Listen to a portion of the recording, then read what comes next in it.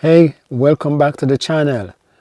Today, I want to give you some of the benefits of using a home theater receiver for 2-channel audio. Now, if you have been in the surround sound game, for a long time, perhaps you have had many times when you might have upgraded and you're wondering what should you do with your receiver. Perhaps you're more into home theater and not music. So many cases, you upgrade and your old receiver might have just been sitting in a corner gathering dust. Some cases you might have sold it. But I want to, get these old receivers. I want you to put them to work, guys. All right. So if you're into music, right, and you want to build a separate system for 2-channel audio, receivers can be a good option. To be honest with you, I have been doing this for some time. Currently, I have a regular integrated amp, but I have done this in the past. Using receivers for stereo listening, and they sound good. They sound really good, and they have a lot of benefits. And I'm going to give you some of the benefits of that today. So if you're new to the game, if you're new to the stereo, the 2-channel hobby, so to speak, just relax, have a seat while we go through some of these benefits of using these pieces of gear for 2-channel audio. Now, what I have here in front of me is a Pioneer. It's fairly new. It's not one of the best. It's one of their low end model. Because if you look at the back here, you would notice that we have only 2 pairs of binding posts, and the rest of them are these spring-loaded speaker connections. In the more higher end system or the better systems, you would find all binding posts, right? But apart from that, it's a fairly decent system. I picked it up from someone used not too long ago. It is touting some specs here, which I'm a little bit skeptical about, because it's a 5.1 system, and it is saying it can do Dolby Atmos, Dolby Vision compatible, which okay. It says it can do DTSX. So I don't know about the Dolby Atmos and the DTSX part of this, but my intention is to integrate it into my setup, test it, and see where what it has to offer. All right. But for now, let's talk about some of the benefits of using these pieces of gear, not for surround sound, not for home theater, but for 2-channel listening. So one of the first benefits, or some of the first benefits of using this, is the fact that they are expandable, and they are quite flexible.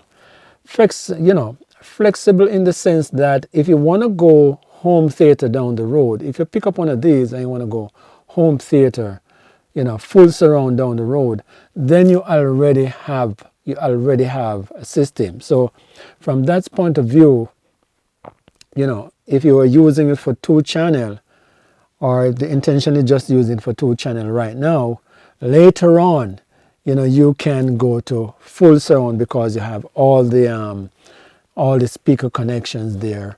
It has the built-in decoder for surround system, so you're set. So from that perspective, it's quite what should I say, expandable, and it's more flexible.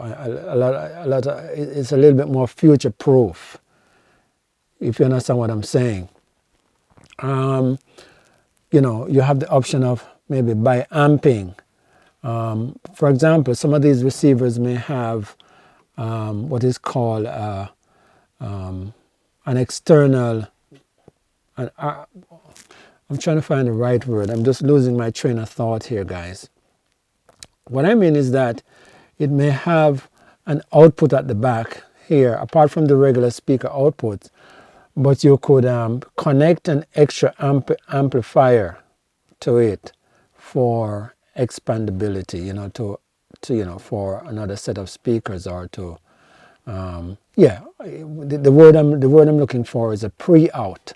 Some of these have more pre-out, where you can connect those pre-outs to another amplifier to drive a second set of speakers, right? Oh, my eyes are running. All right. The other thing about these receivers is that many of them you can do a multi-zone setup with them, right? So even though you may be running a 2-channel system in this room, some of them have the option of connecting or to speakers in another listening area, in another room, because the connections are already there for that purpose. So from that point of view, they're more expandable, they're more flexible, and so on and so forth. Another thing that I like about oh, my eyes are running, guys. Sorry about that. Are really dry eyes, and happen from time to time. Another thing that I like about these receivers, in as much as people may kind of despise them or loathe them for 2-channel, some of these more, I would say, these audio video, what's the right word to describe some of these guys? But they would despise this stuff for 2-channel listening, They're audio video snobs. That's the word I'm looking for.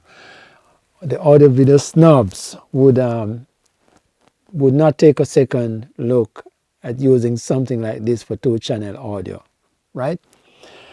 But believe it or not, some of these pieces of gear, they really have good, fairly decent, high-quality DAC inside. Now, a DAC is essentially the chip inside that converts digital signal to analog signals, right? Because our speakers cannot handle digital signals.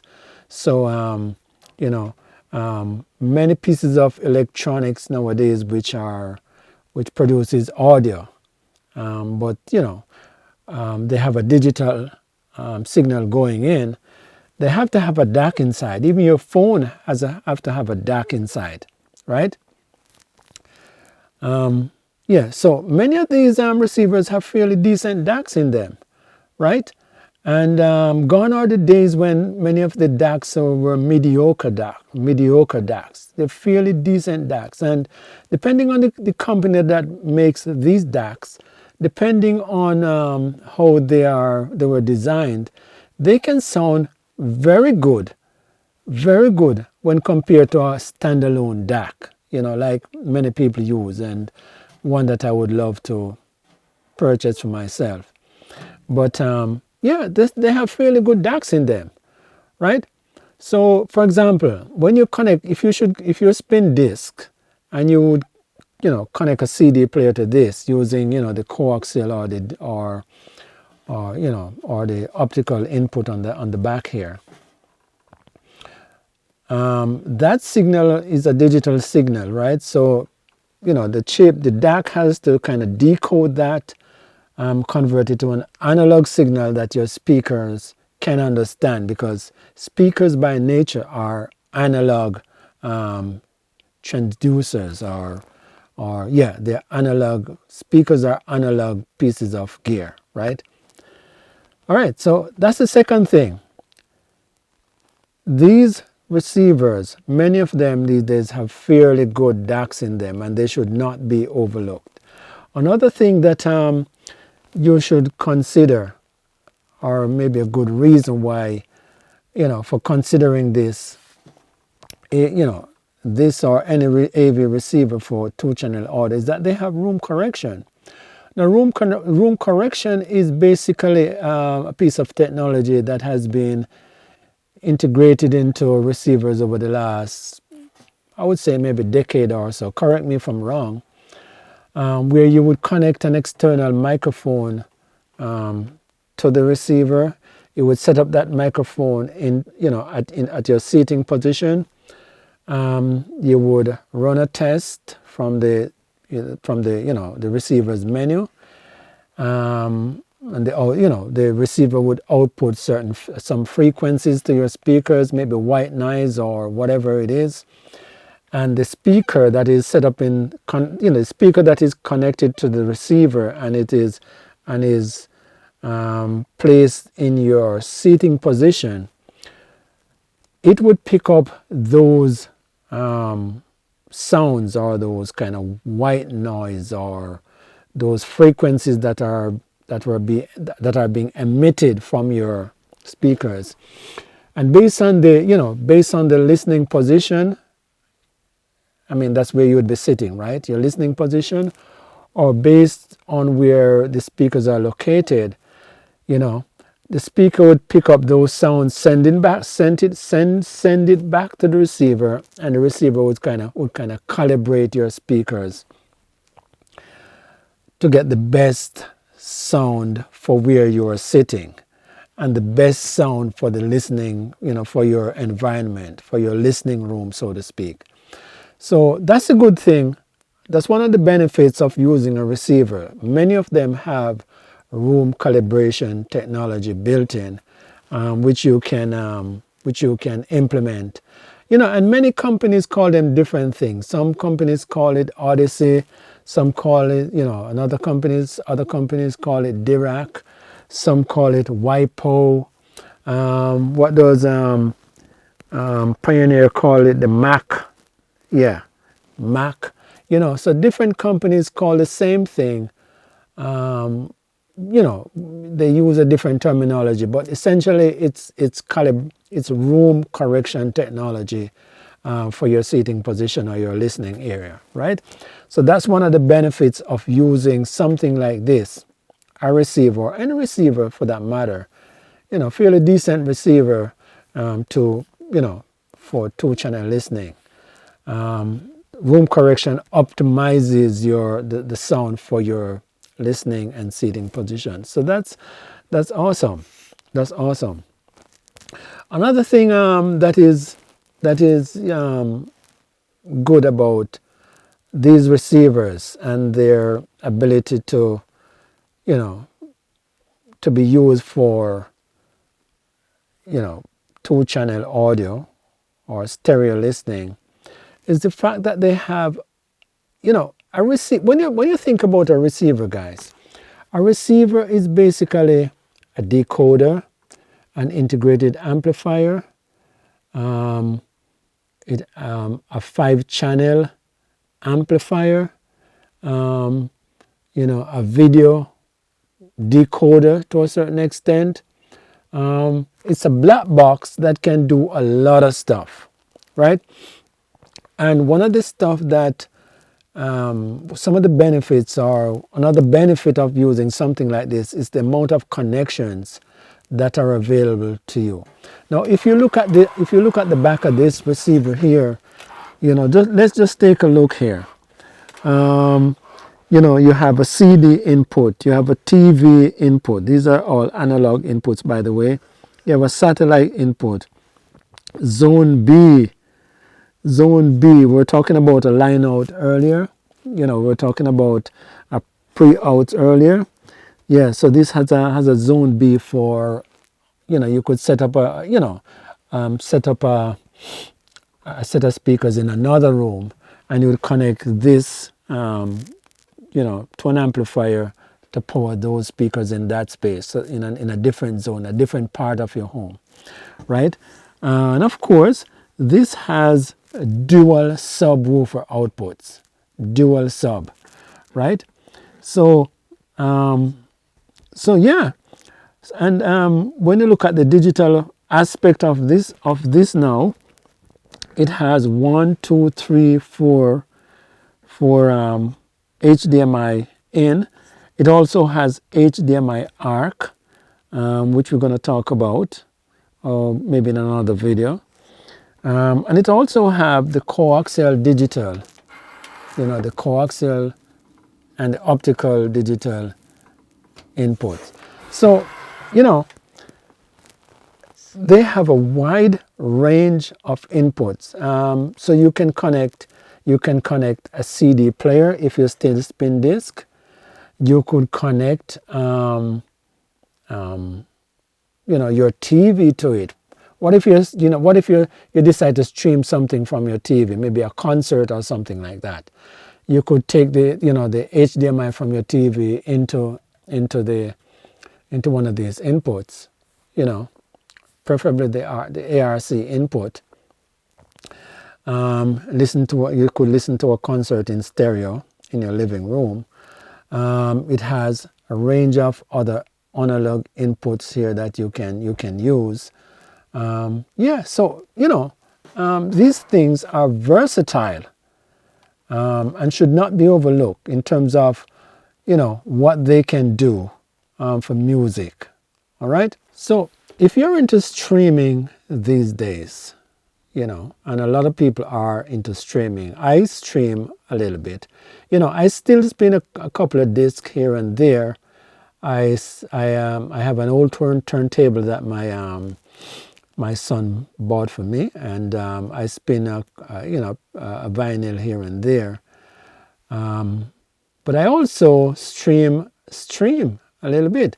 And the good thing about these receivers, or many of these more modern receivers, is that they have streaming apps built straight into them, right? So if you have a streaming account, say with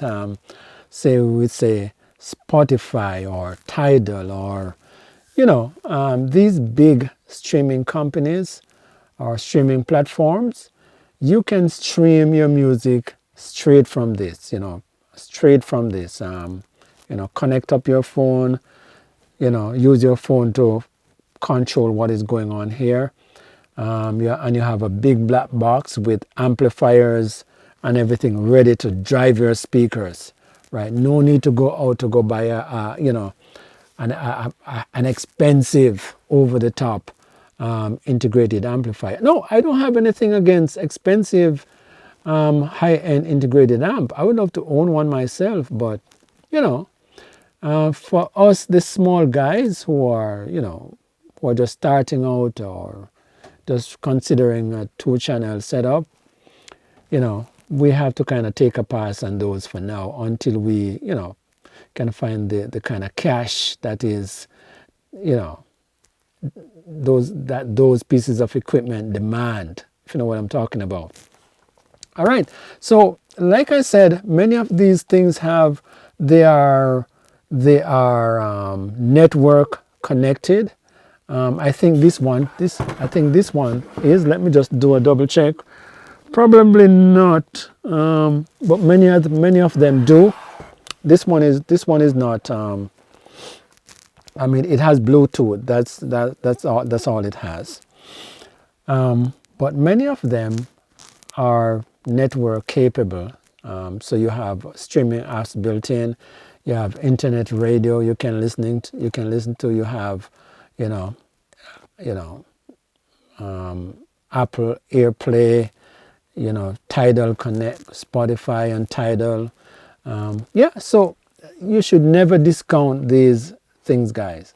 Never. And the big thing is that when you compare the price of these compared to say an all-in-one, so say something from Blue Note, I'm just going to throw a name out there. Say the Node, one of those. Say the Node Icon. Then, I love the Node Icon. I'd love to own one. Blue Sound, can you send me one? Yeah, I'd love to own one of those. Or something from NAD, and something from Eversolar. These when you compare the prices and the cost, these are so much more affordable in terms of getting into, for the average person like probably you and I, these are so much more affordable to kind of get your feet wet with 2-channel audio, if you understand what I'm saying. Yeah, so I love that. never discount them. Fully interconnected these days. Yamaha has their app. Pioneer has an app. Denon has their own app. You fire up your, app on your phone and you can stream straight through these things, right? Don't forget about that. Another thing that you should keep in mind is that these things are feature packed. Just to back up a little bit, these things have some powerful amplifier inside of them, right? Really powerful amplifiers inside of them. And price to performance, you get a lot for your money, quite a bit for your money, guys. So very good amps in many of these, especially a lot of these amps nowadays in these receivers most of them are digital amps. Now, digital has come a long way. They are improved. They have improved a lot in terms of dynamics and power and all of that. But some of the most powerful receivers are from back in the 90s. Like something like this, something like this. This is weighing maybe about maybe 25 pounds. Well, back in the day, something like this might have been weighing about 40 pounds because the parts in this, the components in these were, you get a big heavy duty transformer built in. So, it's just that some of those older receivers, they don't have the tech that are in these kind of the more modern receivers nowadays. But I kid you not, guys, if you really want some of these heavy duty, real heavy duty power from, home theater receivers, 10 years ago, 7, 8, 9, 10 years ago or past that, you get some of the most beefiest amplifiers you can ever get in receivers. All right, so that's that is something that you should keep in mind. Should think about the kind of amplifiers that you get in this. They also have advanced processing, right? We talk about sound calibration and all of that. But consider the fact that they can process. These receivers nowadays can process 9, 10, 11, 12, 13, 14, 15 channels of processing. Those would be overkill for what we are talking about today, like a 13, 14, 15 channel amp. Yeah, but you get the drift, right? And also, the fact that they are network compatible. So you can get a lot for your money. That's what I'm talking. That is what I'm driving at. A lot for your money. The other thing I like about receivers, using them for 2-channel audio, is the fact that you can integrate them easily with your TV. Now, if you look at the back here, you'll see what is called the ARC input, right? Now, if you connect your TV to this, right, you can basically use your TV remote or the receiver's remote to control volume and everything instead of having 2 remotes, right?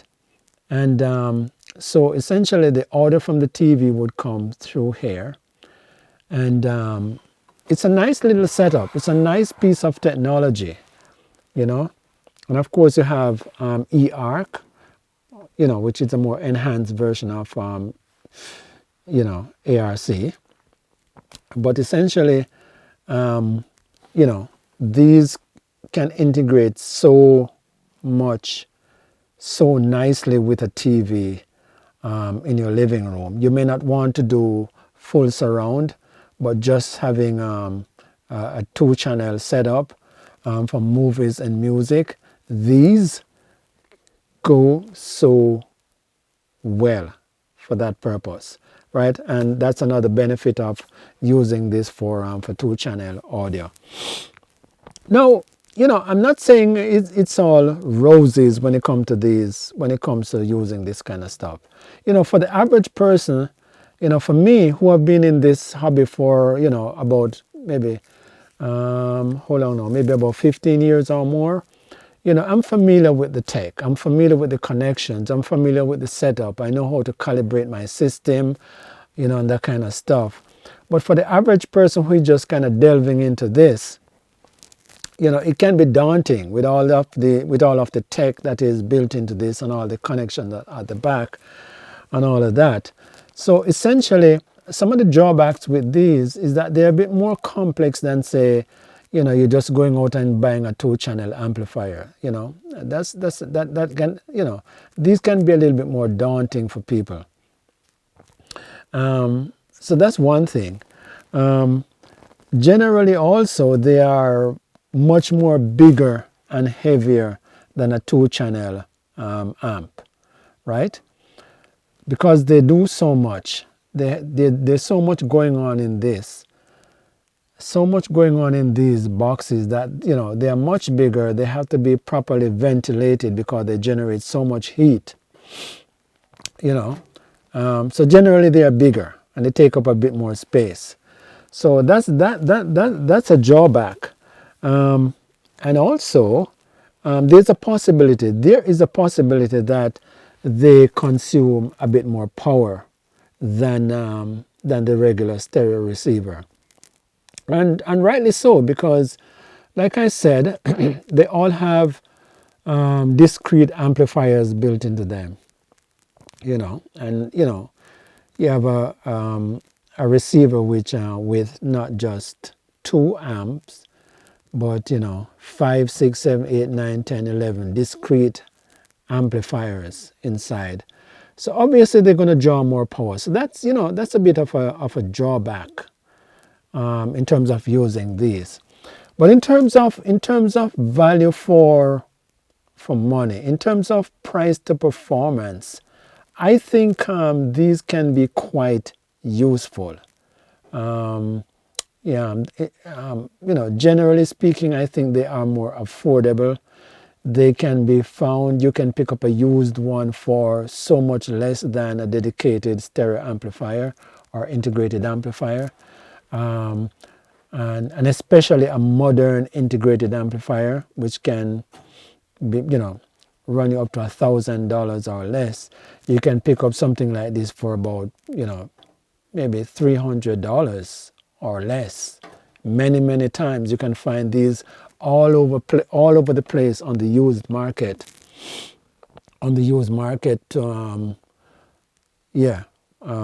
For sale, right? So so there are a couple little drawbacks here and there. So but overall, price to performance ratio, it's good. It's quite good, right? You get quite a bit for your money. That's what I'm driving at, and that's what this video is all about. And with all this inflation, with all of these tariffs all over the place, with how expensive things are these days, sometimes we just have to make do with what we have. So I'm going to stop it today. I have another video about how to set up these things for 2-channel audio. Go through my playlist or the channel and you will find that one. But until the next time, you take care. I hope you found this video helpful, and if you did, give me a thumbs up, give me a like, and you take care until the next video. All right, have a great day now. Bye bye.